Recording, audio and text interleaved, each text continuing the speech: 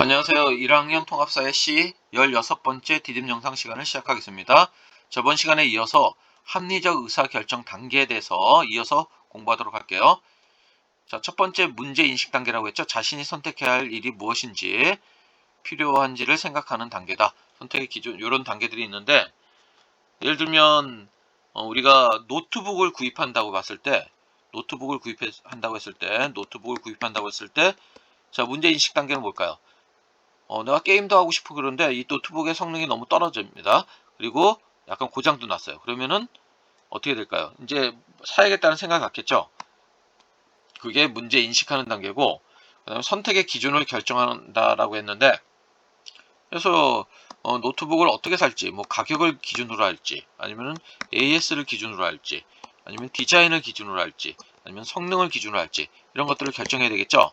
바로 이것이 두 번째 단계고, 그 다음에 노트북을 그러면 어디서 사는 것이 좋은지, 그리고 어떤 노트북을 뭐 싸게 살 수 있는지, 뭐 이런 것들을 이렇게 정보를 수집해야 되겠죠.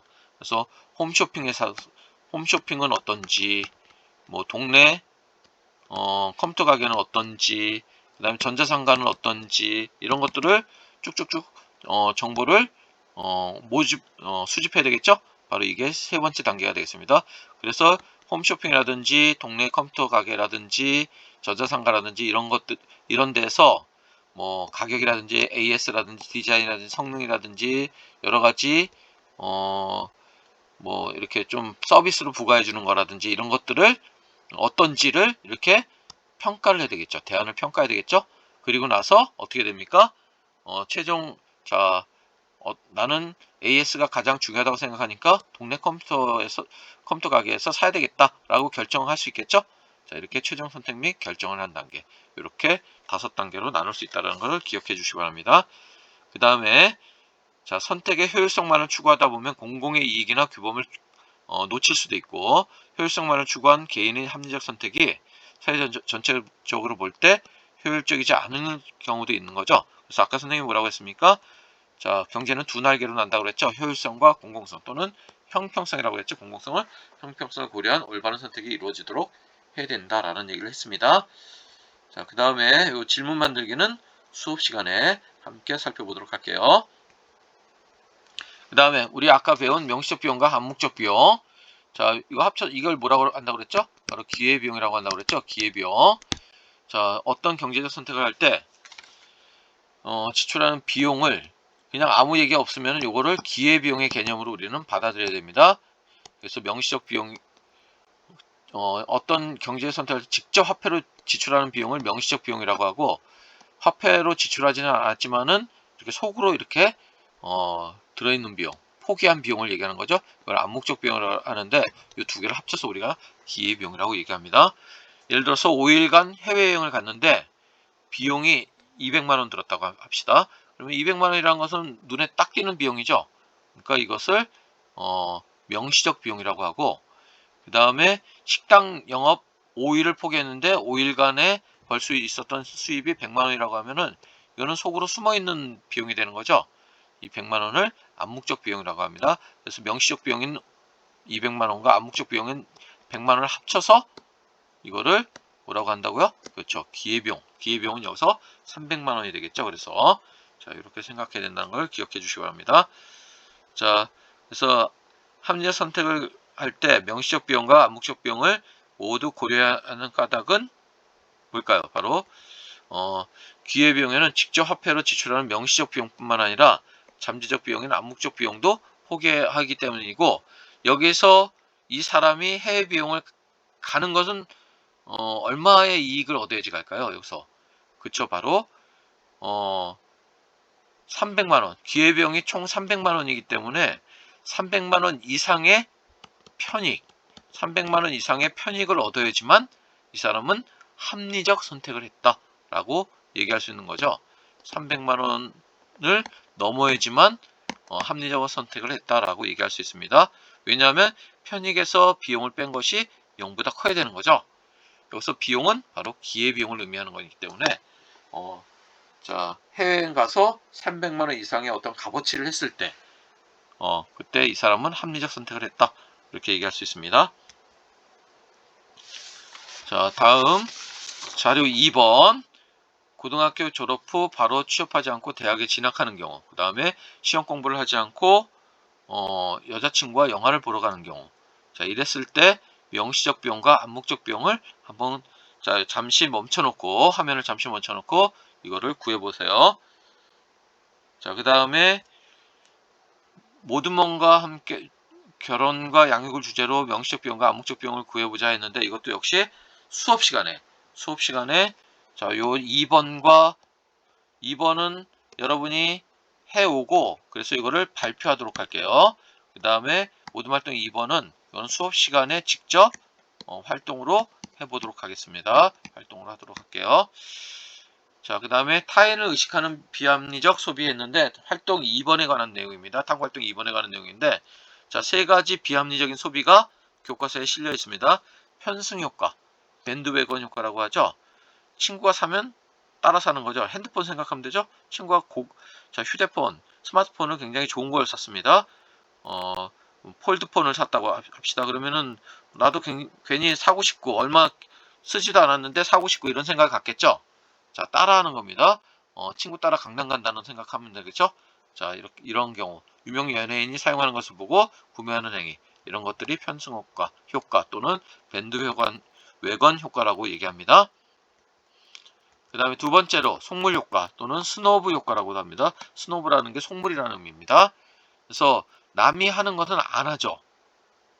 겨울에는 일부러 짧은 옷을 입고 다닌다든지 아니면 여름에는 긴 옷을 남이 안 입는 그런 옷을 입고 다닌다든지 덥지만은 나는 패션을 살리기 위해서 이렇게 남들을 깔보며 혼자 잘난 체 하는 사람 이거를 그래서 혼자 고고하죠. 그래서 백로 효과라고도 합니다. 백로 효과. 자, 속물 효과라고도 얘기하죠. 그 다음에 배불런 효과. 배불런 효과는 과시 소비라고 얘기하죠. 자, 그래서 가격이 더 비쌀수록 잘 팔리는 외제차라든지 명품족 생각하면 됩니다. 자신의 소득, 사회적 지위를 남에게 과시하고자 하는 소비. 자, 이런 소비를 배불른 효과 또는 과시 소비라고 얘기한다는 거. 명품족 생각하면 되겠죠? 자, 이랬을 때 자, 자료 1에서 자료 3에 해당하는 사례를 주변에서 찾아 이야기해보자 했는데 이거는 여러분들이 직접 자, 잠시 멈춰놓고 찾아보고 사례들을 하고 수업 시간에 발표하도록 할게요. 그 다음에 자료 2번 자료 1에서 자료 3 현상에 관한 한 가지 선택 자신의 의견을 말해보자 했는데 역시 자, 잠시 멈춰놓고 요 쓰고 발표 수업 시간에 하도록 하겠습니다. 그 다음에 자, 세 번째 합리적 선택을 하기 위해서는 어떤 점을 따져봐야 하는지 이거는 수업 시간에 하도록 할게요. 이거는 그 다음에 자 여기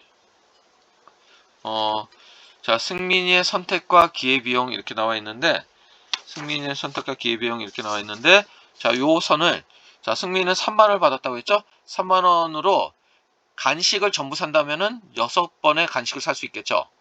그 다음에 옷을 전부 산다면은 3벌의 옷을 살 수 있겠죠. 3만원을 가지고 간식은 5천원이고 옷은 만원이니까 자, 이해되죠? 그리고 요 점들은 뭘 얘기하느냐면은 이 3만원을 가지고 승민이가 간식과 옷을 살 수 있는 조합을 얘기하는 겁니다. 승민이는 어떤 선택이 가장 합리적인 선택일까요? 이 선을 우리가 소비선이라고 얘기합니다. 소비선. 바로 이 소비선상에 있는 모든 점들은 다 합리적인 선택이라고 얘기할 수 있습니다. 요 A선은 뭘까요? 간식 4번, 그 다음에 옷 1벌을 산 거죠. 그 다음에 요 B점은 간식 2번, 옷 2벌을 산 거죠. 요 점도 자, 요만큼의 간식을 산 거고 요만큼의 옷을 산 거죠.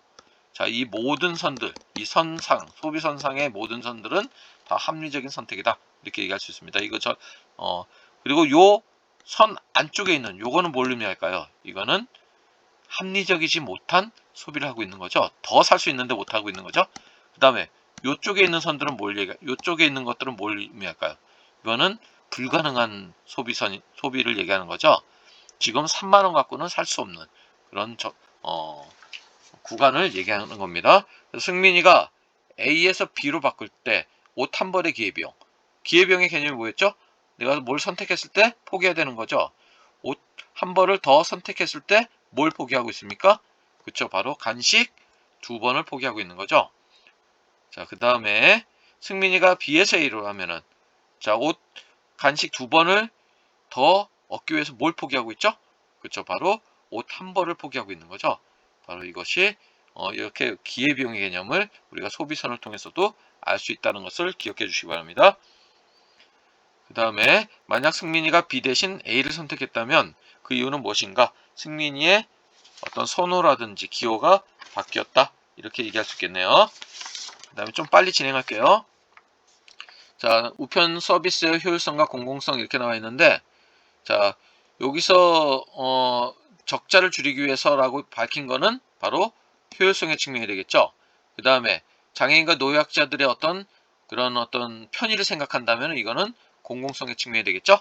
자, 그 다음에 요 2번은 수업 시간에, 그 다음에 모둠 활동 3번도 역시 이것도 수업 시간에 한번 같이 생각해 보도록 할게요. 개념 체크 문제도 들어가겠습니다. 자, 중국의 순자가, 자, 요거 말은 뭘 의미할까요? 이 말은, 그쵸, 인간의 욕구는 무한정하다는 걸 얘기하는 거죠. 자, 그 다음에 2번은 자원의 희소성에 관한 얘기입니다. 그 다음에 3번, 인간에게 필요한 공기는 자원 희소할까, 있을까 없을까 했는데, 깨끗한 공기는 희소성이 있다라고 볼 수 있겠죠. 근데 이게 무한정한 깨끗한 공기가 있다면 희소성이 없다라고 볼 수도 있겠죠. 자, 그 다음에 우리 주변에서 버려지는 쓰레기는 재활용되는 산업용 쓰레기는 희소성이 있다라고 볼 수 있겠네요. 그 다음에 경제 문제가 발생하는 이유, 바로 자원의 희소성 때문이다. 모든 선택에는 대가가 있다고 했는데, 선택의 대가는 그것을 얻기 포기한 것을 의미한다. 무엇을 의미할까 했는데 바로 기회비용을 의미하는 거죠. 합리적 선택. 자, 어떻게 하는 거죠? 경제 원칙에 맞게 하는 거죠. 또는 뭐라고 얘기했죠? 편익이 기회비용보다 큰 선택을 의미한다고 했습니다. 그다음 우리 주변에서 합리적이지 못한 사례, 요거는 수업 시간에 함께 발표하도록 할게요. 자, 충동 구매하는 거라든지 홈쇼핑 중독이라든지 이런 것들 예를 들 수 있는데 수업 시간에 발표하도록 하겠습니다. 그 다음에 확인 문제 풀어보도록 할게요. 미추진 부분에 관한 옳은 설명, 합리적 선택이라고 했으니까 편익이 기회비용보다 커야 된다, 맞는 얘기가 되겠죠. 그 다음에 기회비용이 가장 큰 대안, 기회비용은 최소로 해야 된다고 그랬죠. 틀렸습니다. 모든 선택은 비용과 편익이 동시에 존재한다, 맞는 얘기죠.